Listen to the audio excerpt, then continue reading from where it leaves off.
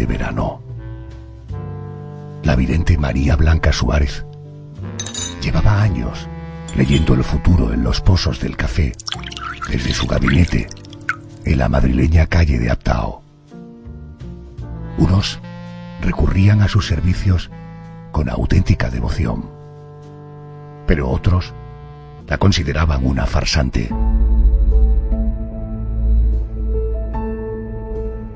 Ajena a cualquier debate, la mujer ganaba mucho dinero gracias a aquella supuesta virtud, la de ver el futuro, vendiendo agua presuntamente bendecida por una bruja o concediendo préstamos mediante empeños que luego cobraba con mano dura. La tarde del 23 de agosto de 1988 marcaría un antes y un después. Según la investigación policial y forense, una mujer visitó la casa de María Blanca.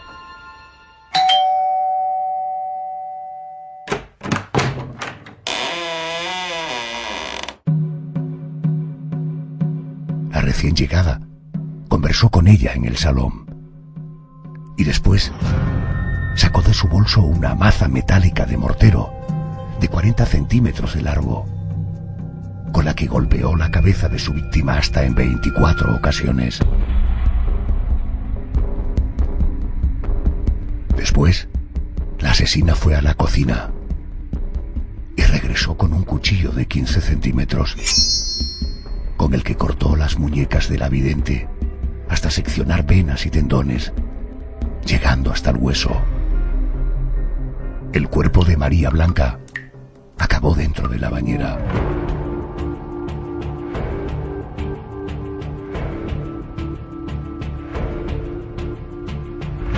El conocido como crimen de la vidente es aún un caso sin resolver.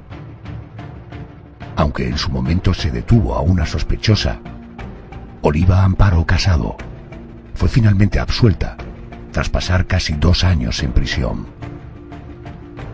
La única prueba contra ella era haber sido reconocida por el portero del edificio y por un taxista, aunque las descripciones iniciales no coincidían con las características físicas de Amparo, que sufrió el calvario de ser señalada como criminal. Mientras, la auténtica asesina o asesino continúa en libertad.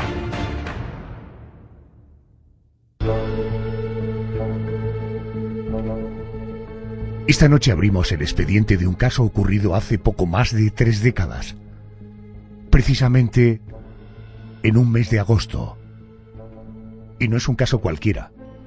Se trata de un brutal asesinato, cuyo verdugo, si es que sigue vivo, continúa libre. Por distintos errores policiales y judiciales, esta historia se convirtió en un caso sin resolver. José Manuel Frías, muy buenas noches. Buenas noches, Adolfo. ¿De qué caso estoy hablando? Esta historia sale a la luz con el asesinato en la tarde del 23 de agosto de 1988 de una vidente de 69 años llamada María Blanca Suárez González. Es curioso, decía que se sentía amenazada de muerte y por eso tenía siempre cerca una pistola y se hacía acompañar por un pastor alemán, pero decía que no quería adivinar nada sobre su propio futuro. Era como si le diera miedo el ver algo malo, y ese algo malo fue tan real que acabó con su vida de forma espantosa. ¿Quién era esta vidente, María Blanca Suárez González? Hablamos de una vidente muy bien considerada por sus clientes. Esta mujer, que era viuda, tenía una agenda bien abultada y para que te hagas una idea, Adolfo, te diré que cada día atendía una media de 20 clientes, señal de que era muy requerida. De hecho, aquello fue un problema para el grupo de homicidios de la Brigada de la Policía Judicial, que investigó su asesinato, porque en su agenda tenía más de 3.000 nombres. Por cierto, el sistema que esta vidente usaba para leer el futuro era el de los pozos de café. O sea, pedía al cliente que se bebiera un café y luego interpretaba los pozos que se quedaban en el vaso. Antes de entrar en detalles sobre su muerte, cuéntame qué se conoce de la vida personal de esta mujer. Pues aunque ella alardeaba de ser viuda de un jefe del ejército, incluso de tener contacto con Carmen Franco, lo cierto es que había estado casada con un cabo que terminó falleciendo de tuberculosis, por lo que le quedó una pensión de 30.000 pesetas. Cuando murió su marido, ella tenía 32 años y 2 hijos, y en el momento del crimen uno era aparejador y otro director de una entidad bancaria. La relación con su madre no era muy buena, apenas se veía. Esta mujer fue asesinada, hemos dicho. ¿Cómo fue asesinada María Blanca? El crimen se produjo en el número 44 de la calle Aptao, concretamente en el estudio número 10 de la 4ª planta. Estamos hablando de un edificio muy cerca de ese famoso Parque del Retiro en Madrid. Fue precisamente un vecino, el inquilino del estudio número 9, quien se dio cuenta de que algo raro estaba pasando. Escuchó golpes, escuchó gritos, todo ello a través del tabique que unía su vivienda con la de María Blanca. Rápidamente salió del estudio, bajó en el ascensor hasta la planta baja y le contó al portero Antonio lo que estaba sucediendo. El portero cogió una pistola de juguete de su hijo y subió con el vecino, que se fue a su casa para llamar a la policía. Mientras el vecino avisaba a las autoridades, ¿qué hizo el portero? Antonio llamó varias veces al timbre del estudio número 10.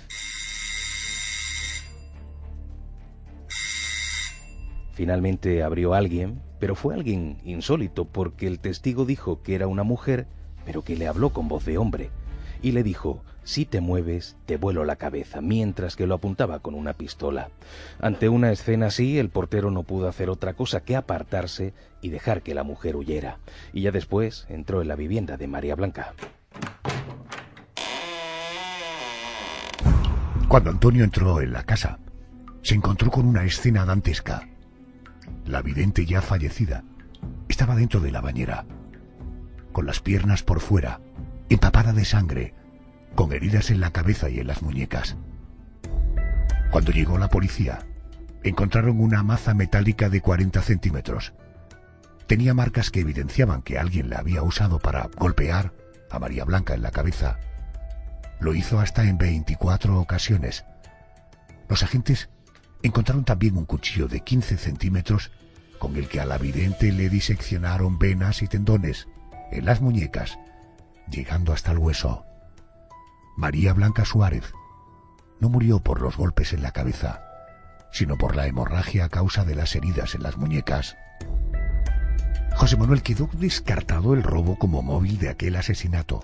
Bueno, hay que decir que al principio se pensó en esa posibilidad porque la casa estaba revuelta y porque encontraron un sobre vacío en el que estaba escrita la cifra 30.000 pesetas. Pero luego se dieron cuenta de que el registro parecía como muy artificial. Era como si el asesino o la asesina quisiera dar esa impresión. Además de que se encontraron en el cuarto de baño un anillo, una esclava y una pulsera de oro. Descartado el robo, ¿qué opción se puso entonces sobre la mesa? La opción de que la había asesinado alguien que había tenido algún tipo de encontronazo con la vidente, porque al igual que había mucha gente que adoraba a María Blanca, muchas otras la rechazaban porque era una mujer con ciertas rarezas en su carácter. Por ejemplo, si a alguien le caía mal, no solo actuaba de manera arisca con esa persona, sino que era capaz de amenazarla, diciéndole que haría algún ritual de vudú para hacerle daño. Y los hacía además, pinchaba alfileres en muñecos que representaban a la gente que no le gustaba. Así que María Blanca también tenía su lado oscuro. Ese lado oscuro del que me hablas incluía el fraude. Hombre, a esa conclusión no podemos llegar, y menos después de tanto tiempo, pero sí es cierto que hubo personas que lo creían así. Algunos vecinos decían que la vidente era muy lista, que usaba mucho la psicología y que era capaz de sacarte información sin que te dieras cuenta. Y luego, por supuesto, usar esa información para que creyeras que estaba adivinando cosas que nadie más podía saber. Se rumoreaba en algunos círculos que María Blanca Suárez tenía trato con algunos amigos que estaban dispuestos a conocer a mujeres. Entonces, cuando la vidente recibía a una cliente joven, le decía que los astros estaban marcando que pronto conocería a su hombre ideal y que se tropezaría con él tal día, a tal hora y en tal lugar. La chica se marchaba de la consulta emocionada y visitaba el enclave en la fecha y en la hora prevista, sin saber que María Blanca había enviado a aquel lugar a uno de sus amigos, a uno de sus ganchos, que fingiendo una casualidad tropezaba con la chica e iniciaba un romance que luego terminaba en nada. Eso sí, la vidente cobraba no solo de la clienta, sino también del afortunado galán. José Manuel, por cierto, ¿se conocen cuáles eran las tarifas de esta mujer? Sí, por lo que contaron algunos de sus clientes, ella cobraba 2.500 pesetas por consulta, salvo a los clientes de más confianza, a los que les cobraba solamente 2.000. Pero hay que tener en cuenta que no solo tenía el negocio esotérico de sus consultas de adivinación, ella también vendía una supuesta agua bendita, que decía estar bendecida por una bruja de Asturias y que además curaba todo tipo de enfermedades. Por una botella de 1,5 litros cobraba 25.000 pesetas, así que ahí también tenía un chollo. Pero hablamos por tanto de una mujer a la que no le faltaba del dinero, ¿no? No le faltaba, de hecho alardeaba de tener de todo, no dudaba en mostrar un armario en el que guardaba joyas, guardaba vestidos muy caros, además de derrochar mucho dinero jugando al bingo. Y ese alardeo le llevaba a dejar grandes propinas en bares y en restaurantes solamente para sorprender a la gente que la acompañaba. Volvemos al momento del asesinato. ¿Qué pasos dio la policía para dar con el culpable? Ante todo, hay que decir que fue una investigación complicada. Solamente se contaba con la descripción que dio Antonio, el portero del edificio, y él dijo que se trataba de una mujer de entre 30 a 35 años, de unos 60 a unos 65 de estatura, pelo castaño corto y una voz y unos ademanes de hombre, por lo que se pensó en aquel momento que podía ser un travesti. Antonio vio también que llevaba un bolso muy grande en el que supuestamente habría escondido esa maza metálica con la que golpeó a la vidente. La policía contaba con un detalle que apenas sirvió para avanzar en la investigación. El día del asesinato, por la mañana, la asistenta de María Blanca Suárez escuchó a la vidente hablar con alguien por teléfono, diciendo que no recibía a clientes que no conociera. Pero a los pocos segundos dijo: bueno, pues si viene de parte de ella, que venga a las 4. Pero esa llamada no conducía a nadie en particular. Por tanto, José Manuel, ¿qué hay de esa hipótesis que relacionaba el asesinato de María Blanca con su papel de prestamista? Pues no hay nada concluyente, pero sí es verdad que la vidente ejercía de prestamista. Sus clientes empeñaban joyas y si luego no eran capaces de devolver el préstamo y los intereses, María Blanca se las quedaba. Así que no sería de extrañar que algún cliente que hubiera recibido un préstamo a cambio del empeño de sus joyas hubiera querido recuperarlas y para ello la hubiera asesinado.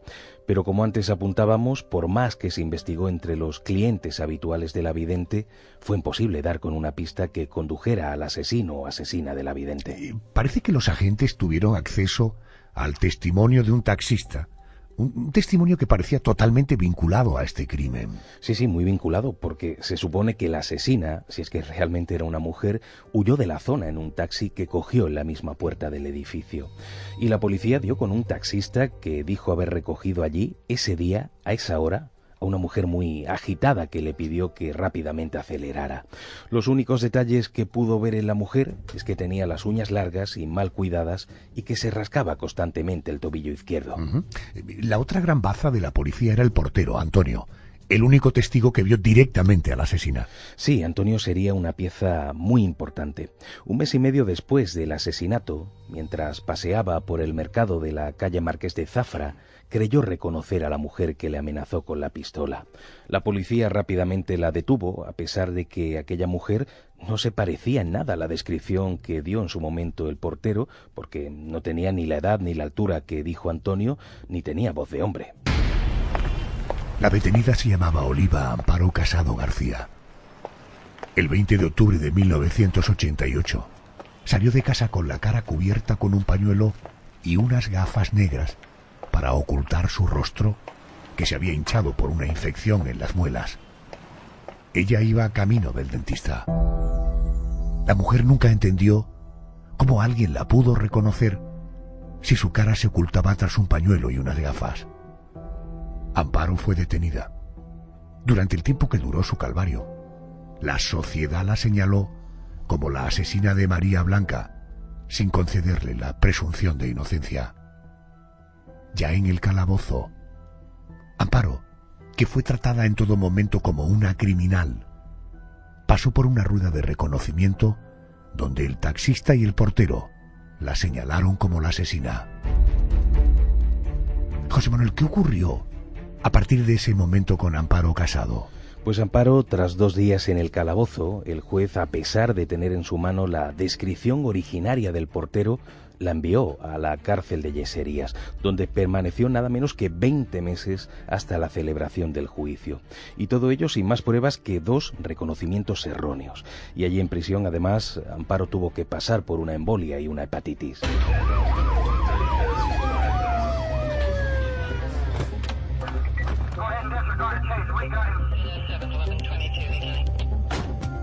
Ahora sí es un buen momento para detenernos y conocer algo más de la investigación policial de este caso, y para ello acudimos a Enrique Vega. Él es detective privado, director de seguridad, criminólogo. Querido Enrique Vega, muy buenas noches. Buenas noches, Adolfo. ¿Qué nos puedes contar de la investigación policial del caso de esta vidente? Pues mira, Adolfo, nos situamos en el mes de agosto de 1988 en Madrid. En aquellos momentos se estaba investigando hasta 30 asesinatos y se estaba haciendo desde la brigada de la Policía Judicial con tan solo 5 efectivos. En las primeras actuaciones, la policía toma declaración al portero del edificio, al vecino que oyó los golpes y los gritos y al taxista que presumiblemente trasladó a la supuesta asesina a otra zona de la ciudad. En ella da por buena la descripción inicial del portero, que se la encuentra de cara en la puerta de entrada de la vivienda y en un coche camuflado inicia una ronda de búsquedas con el portero. Él habla de una mujer de unos 30 años, con aspecto varonil y tosco, de 1,60 a 1,65 de altura, cabello castaño, melena corta y alborotada y voz literalmente de machorra. La búsqueda es infructuosa y las declaraciones restantes insuficientes. Es por ello que hasta 2 meses más tarde no es detenida la única sospechosa debido a la identificación que hizo el portero de una mujer que se encontró en el mercado. Se trataba de Oliva Amparo Casado, empresaria viuda de 50 años con 4 hijos. Según el psiquiatra, egocéntrica y con destellos ocasionales de ira.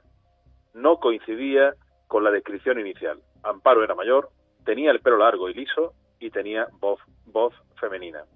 El portero afirmó que reconoció su mirada penetrante y es curioso que en el momento de la detención llevaba gafas de sol. Fue llevada a dependencias policiales donde se negó a declarar. Su registro de su vivienda, se registró su vivienda y se encontró una falda pantalón que coincidía con la descripción de los testigos. Finalmente, no pudiendo encontrarse pruebas de la autoría, fue trasladada en preventiva a la cárcel. Allí pasaría los siguientes 20 meses para ser declarada posteriormente absuelta del asesinato.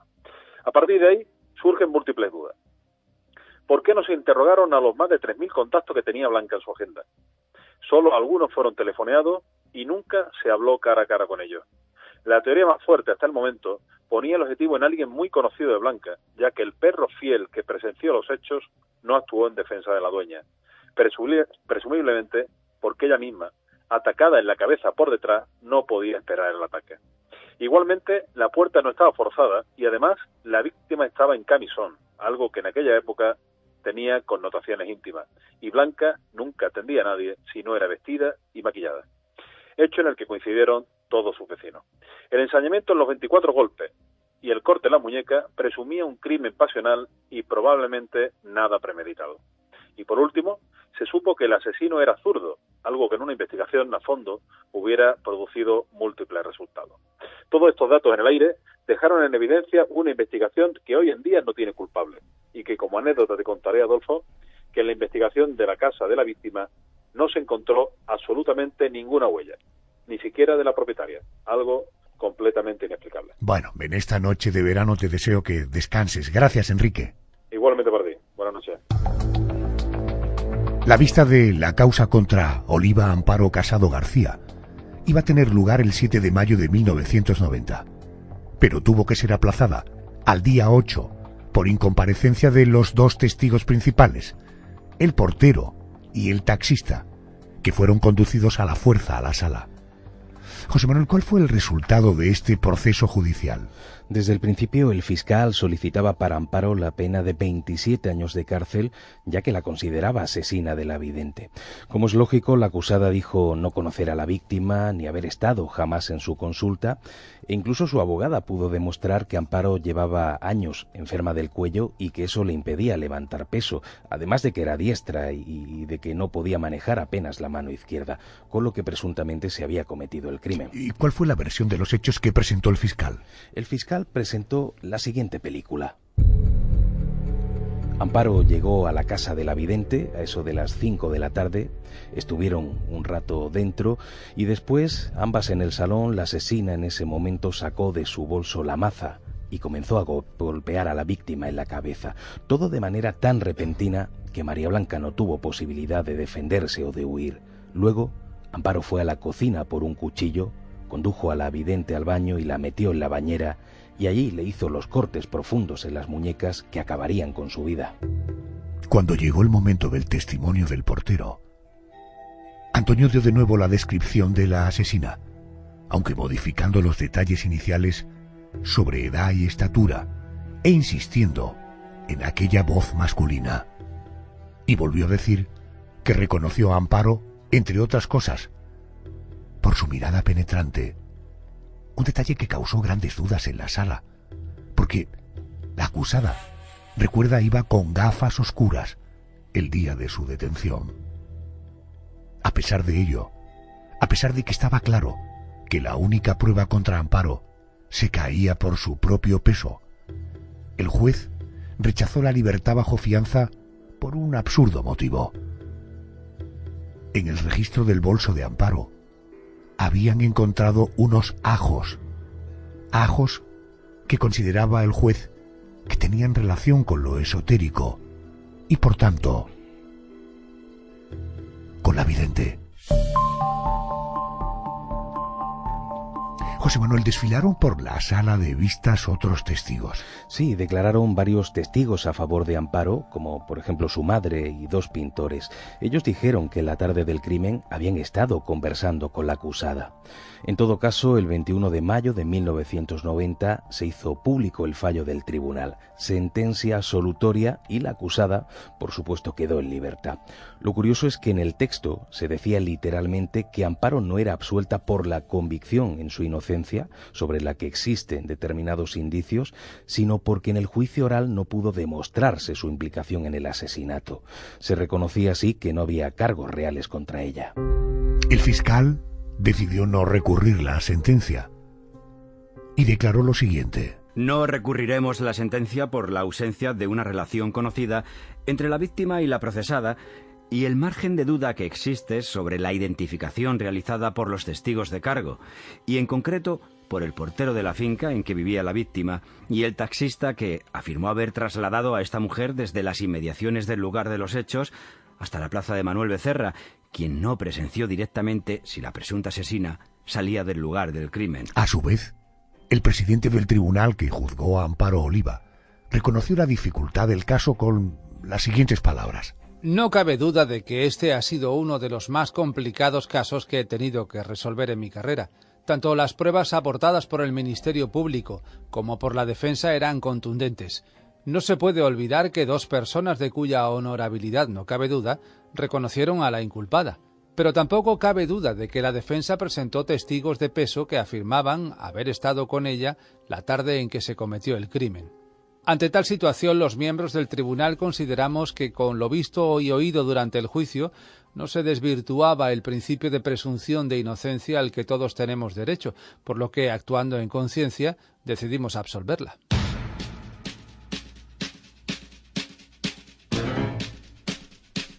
Llegados a este punto, acudimos a la sala donde se encuentra el magistrado.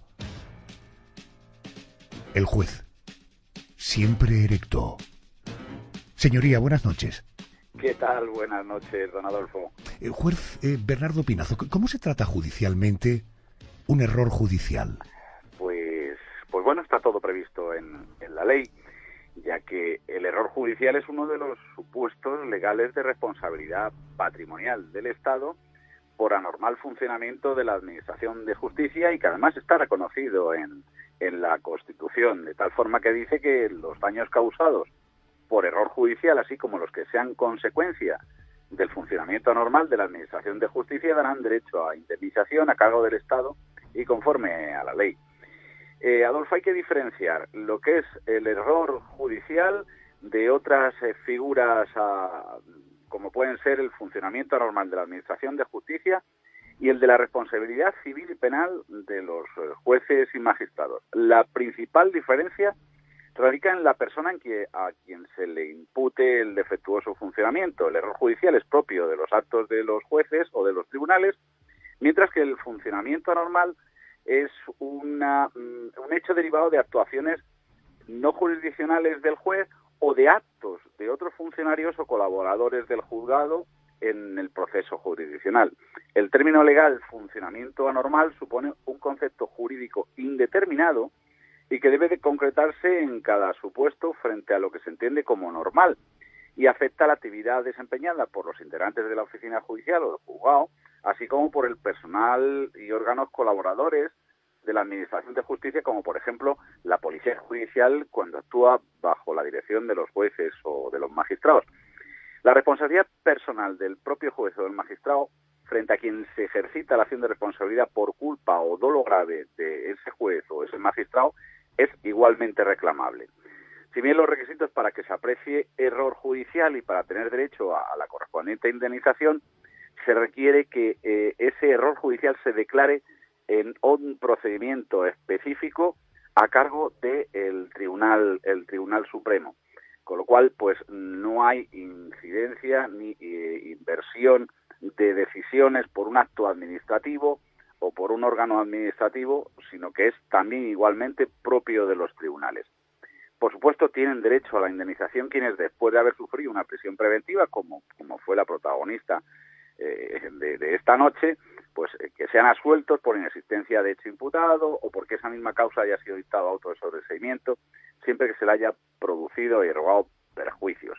La cuantía de la indemnización pues se fijará en función del tiempo de privación de libertad y de las consecuencias personales y familiares que se haya producido. Con lo cual, evidentemente, los jueces son también profesionales, pero que están sometidos a responsabilidad, y eso es lo bueno, que nadie se escapa en democracia de su propia responsabilidad. Señoría, gracias y buenas noches. Muy buenas noches, don Adolfo.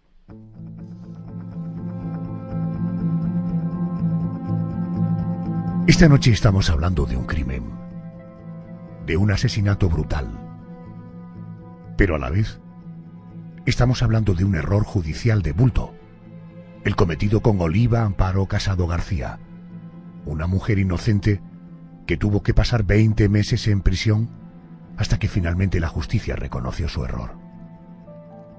No es el único caso ocurrido en nuestro país.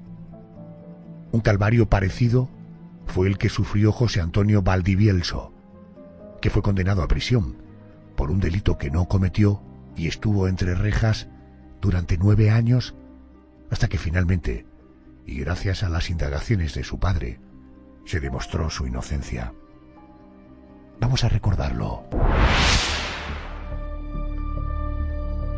José Antonio Valdivielso, buenas noches y bienvenido a la COPE. Hola, buenas noches. José Antonio, ¿qué pasó por su cabeza el primer día en que se vio encerrado en una celda por un delito que no había cometido? Pues pasarte por la cabeza se te viene todo el mundo encima. Vamos, te hunden. ¿Es cierto incluso que llegaste a pensar en quitarte la vida? Sí. Bueno, lo intenté 2 veces. Estabas completamente desesperado, ¿no? Hombre, pues tú verás, si tu familia está fuera, encima no pasa mal y a ti no te hacen ni caso y sigues siendo culpable porque ellos lo dicen. ¿Es muy dura la vida en la cárcel? Hombre, pues sí, es dura.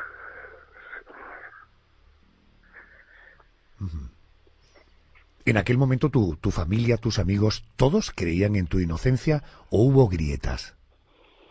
Pues creían, pues claro que creían, todo el mundo que me conoce sabía cómo soy, y de lo que se me acusaba, vamos, jamás se lo he hecho en mi vida. Vamos a retroceder un poco en el tiempo. ¿Cuál fue el delito que los jueces creyeron que habías cometido? Pues fueron 2 robos con intimidación, violencia y uso de armas y una tentativa de homicidio. Una tentativa de homicidio, es decir, intentar matar a alguien, y, Sí. y 2 robos con violencia. Sí, y con intimidación. Y con intimidación. Si no cometiste estos delitos, ¿por qué te detienen? Pues porque con 16 años me detuvieron y porque me estaba fumando un porro y ahí me ficharon.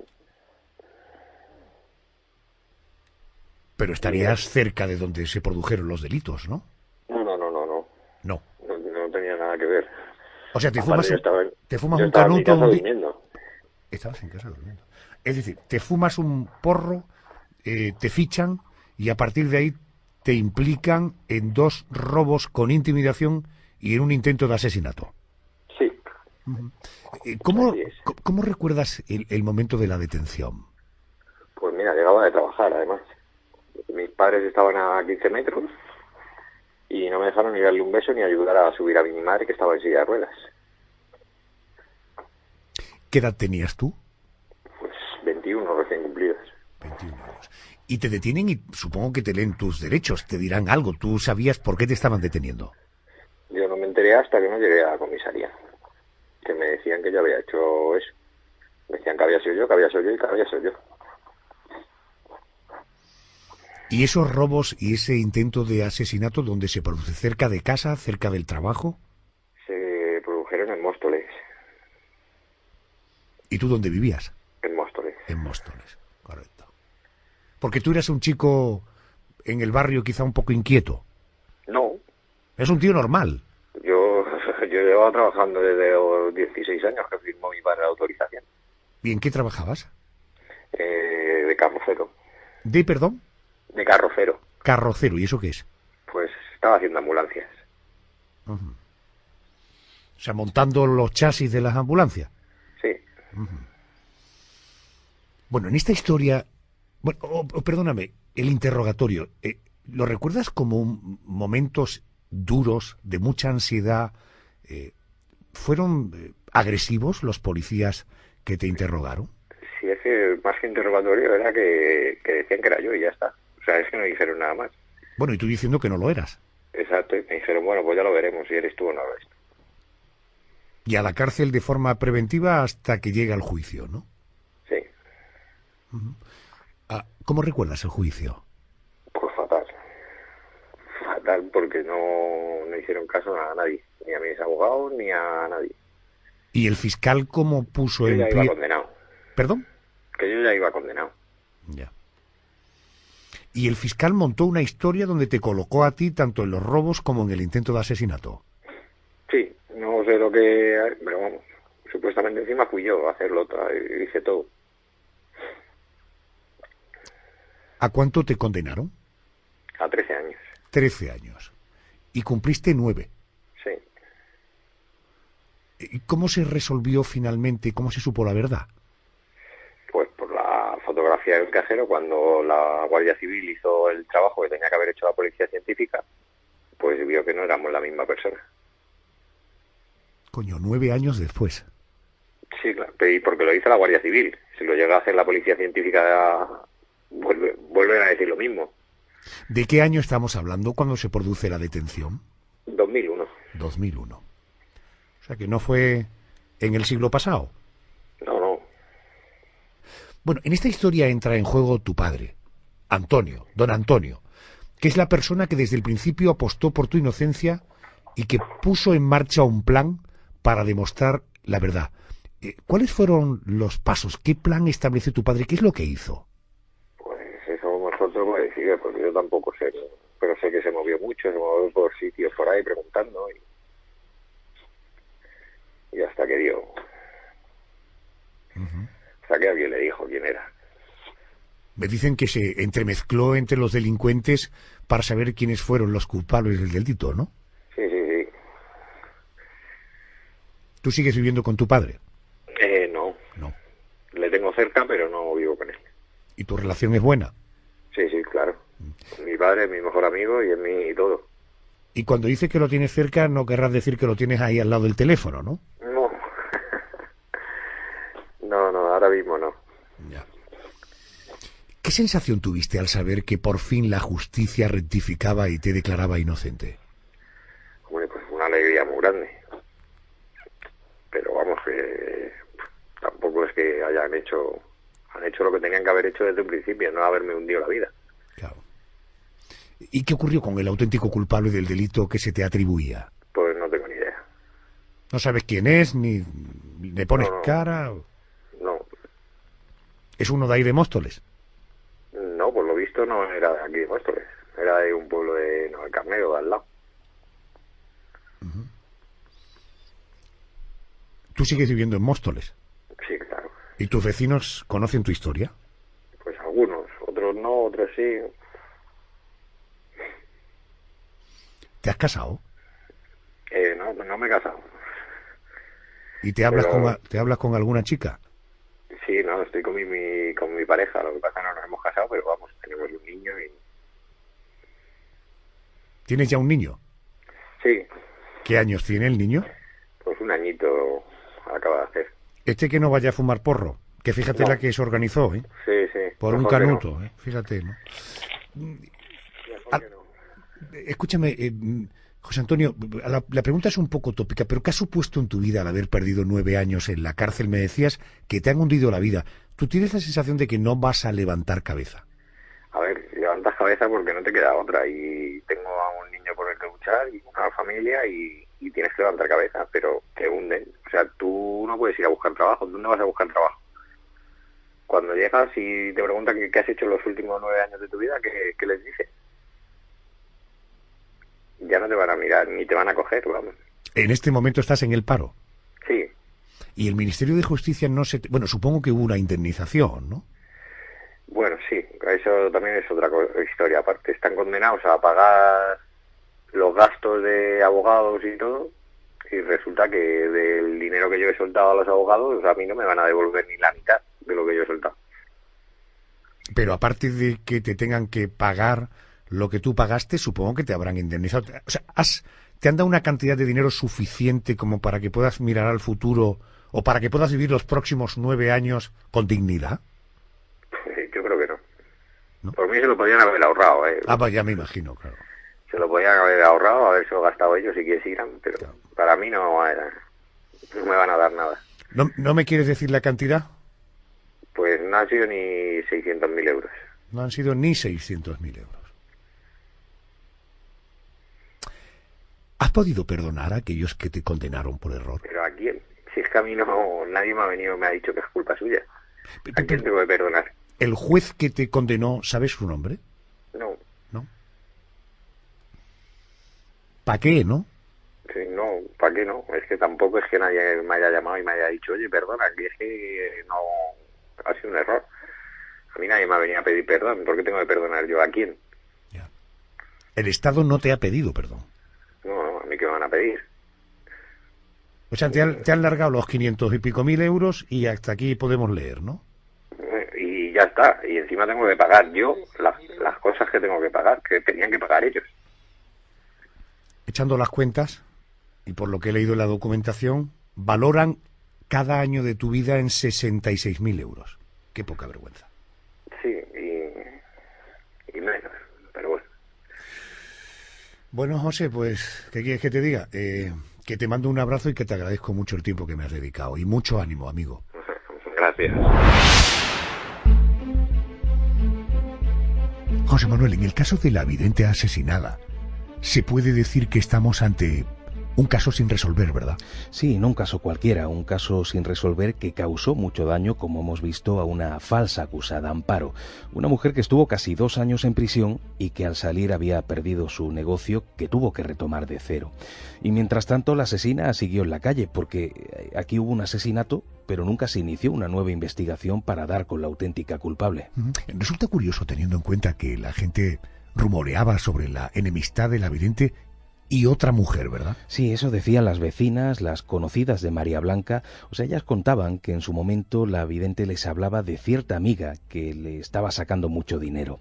Al parecer se veían muy a menudo, iban juntas al bingo, pero últimamente María Blanca decía estar cansada de su amiga. Quería romper la relación, pero no veía el momento. Así que aquella hubiera sido una buena línea de investigación que no se siguió.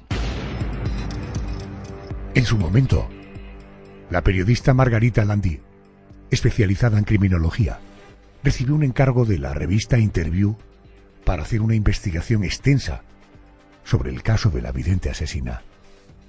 Además de cubrir la historia, Margarita planteó una serie de puntos que las autoridades pasaron por alto y que podrían haber servido para dar con la asesina de María Blanca Suárez. Por ejemplo, llamar a todos y cada uno de los contactos de la agencia de la vidente e incluso registrar sus viviendas para ver si, por ejemplo, les faltaba un mazo metálico. Pero solo se llamó a unos pocos contactos y nunca quedaron en persona con ellos. ¿Qué otros aspectos importantes destacaría, José Manuel? Hay algo muy llamativo. Hemos hablado de esa amiga íntima de la que María Blanca ya estaba un poquito cansada. Parece claro por el tipo de asesinato que la persona que mató a la vidente lo hizo con inquina, lo hizo con despecho. No es de extrañar que su asesino hubiera sido, por ejemplo, aquella amiga, pero nunca intentaron localizarla. En ese sentido, Margarita Landi señaló que, dado que la vidente murió en camisón, podía ser una señal de que había tenido relaciones con una mujer, y resaltaba que fue un gran error que no se comprobara si la cama de María Blanca estaba deshecha en la tarde del asesinato.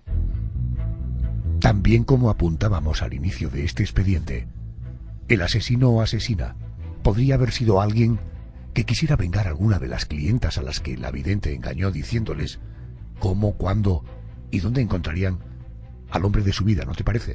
O algunas de las personas que le empeñaron joyas. Se sabía que María Vidente era muy dura a la hora de negociar la devolución de una alhaja, así que no es de extrañar que su muerte estuviera relacionada con la devolución de algunas de esas joyas, pero tampoco se investigó. Y otra opción que apuntaba Margarita es que el asesino podía ser alguien que no pudo curarse, como es lógico además, con la falsa agua bendita que vendía, o incluso alguna persona indignada por haberse enterado de que la vidente actuó contra ella usando sistemas de vudú. Todos estos son datos que podrían haber arrojado luz a la investigación, pero nunca se indagaron. El caso, por tanto, quedó sin resolver. Me atiende ya Cristian Borja Campos. Él es especialista en criminología, ha conocido en profundidad aquello que se escondía detrás del crimen de la vidente. Querido Cristian, muy buenas noches. Buenas noches, Adolfo. Encantado de hablar contigo. Muchísimas gracias.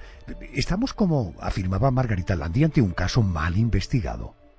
Pues sin duda. La policía, hay que decir, que basó su investigación en la orientación sexual de María Blanca Suárez González, de la vidente. Y bueno, pues la verdad es que se podría haber investigado, por ejemplo, pues más la agenda de la víctima, en la que se decía que se acumulaban alrededor o incluso más de 3.000 nombres. Y el caso es que, bueno, la policía, tal y como destacaba Margarita Landi en su excelente investigación, pues habló tan solo con algunos de ellos y además solo lo hizo por teléfono, sin conocerles, sin ir a sus casas. Por lo tanto, vemos que en este punto la investigación no fue bien llevada, pero es que aparte la policía y después la justicia tampoco fue capaz de establecer un móvil del crimen, no se pudo encontrar ese móvil. Pero por otra parte nos encontramos que la investigación que sí que hace Margarita Landi encuentra, por ejemplo, a una persona que le habla de que la vidente tenía una amiga íntima de la que estaba harta porque esta persona le sacaba mucho dinero, incluso aquel que sacaba en el bingo porque era muy aficionado a la vidente a este juego, y a esta persona que sepamos no se le investigó. ¿Cómo es posible que una mujer contra la que no había pruebas directas, te hablo de Amparo Casado, pasara casi 2 años en la cárcel? Pues la verdad es que es algo que llama muchísimo la atención, Porque es que además, cuando uno empieza a documentarse sobre el caso, se da uno cuenta de que, por ejemplo, no hubo una diligencia en la que Amparo Casado fuera llevada a la escena del crimen por parte de la policía para ver las reacciones que esta persona tenía a reproducir la escena que contó el portero, porque él dijo que el mismo día del crimen, cuando él va hacia la vivienda de la víctima, ve salir a una mujer que identifica con Amparo Casado, pues esa reconstrucción que debería haberse hecho para descartar o afianzar cualquier hipótesis, pues no se hizo, ¿no? ¿Por qué crees que la asesina o el asesino de la vidente le cortó las muñecas? Es algo que no encaja, ¿no? Es algo que ha despertado mucha atención, ha hecho correr, la verdad es que ríos de tinta en los reportajes que nos hemos basado para hacer esta documentación, ¿no? Y lo cierto es que despierta dudas. Tal vez la persona que terminó con la vida de la vidente, pues se quiso asegurar de alguna forma que esta persona fallecía, ¿no? Otras teorías hablan de un posible descuartizamiento. Lo cierto es que tal vez nunca lo sepamos, Adolfo. ¿Tienes criterio respecto de quién pudo asesinar a María Blanca Suárez, la vidente? Bueno, pues la verdad es que es muy complicado dar una respuesta, puesto como hemos visto, ¿no? Nos encontramos ante una investigación policial y judicial que es bastante deficiente. Realmente pudo haber sido un cliente que se sintiera engañado por María Blanca Suárez González, o que realmente intentase recuperar algo que le pertenecía, ¿no? Porque hay que también dejar claro que la vidente, además de su consulta de adivinación, pues también hacía préstamos a sus clientes bajo un depósito, ¿no? Que ella se quedaba de esos objetos valiosos que los clientes le daban, y es posible que en un momento dado, ante la ineficacia de esa persona de devolverle el dinero que le había dejado a María Blanca, pues quisiera recuperar su objeto personal, y la negativa por parte de la vidente desatara el crimen, ¿no? Entiendo. Es una posibilidad como tantas otras. Cristian, una última pregunta. Hablábamos de la falsa acusada, de ese fallo judicial de María Amparo Casado. ¿Se sabe algo de ella? Por cierto, ¿sigue todavía con vida? Pues es algo que nos preguntamos, ¿no? Porque realmente a partir desde ese 19 de mayo de 1990, en la que ella es puesta a libertad por la justicia, pues se le pierde realmente la pista. O sea, no se sabe nada de ella, ¿no? Yo personalmente, en la documentación que he podido reunir, no he encontrado nada relativamente a la vida actual de Amparo Casado. Estamos, naturalmente, hasta en un crimen sin resolver, claramente, se puede calificar así. Sí, claramente un crimen sin resolver, en el que se podría haber hecho muchísimo más, pero que por desgracia no se hizo, ¿no? Y ante pues esa laxitud por parte de la justicia y de la propia policía, pues una persona que luego fue liberada, como decíamos antes, pues estuvo 20 meses en la cárcel y pasándolo realmente mal. Cristian Borja Campos, especialista en criminología. Cristian, gracias por atenderme. Buenas noches. A vosotros, un saludo. Es el expediente del asesinato de María Blanca Suárez González. Un caso plagado de lagunas, de una investigación demasiado laxa, de un error judicial demasiado evidente y de una realidad contundente. Nunca se atrapó a la persona que quitó la vida de manera brutal a aquella vidente madrileña.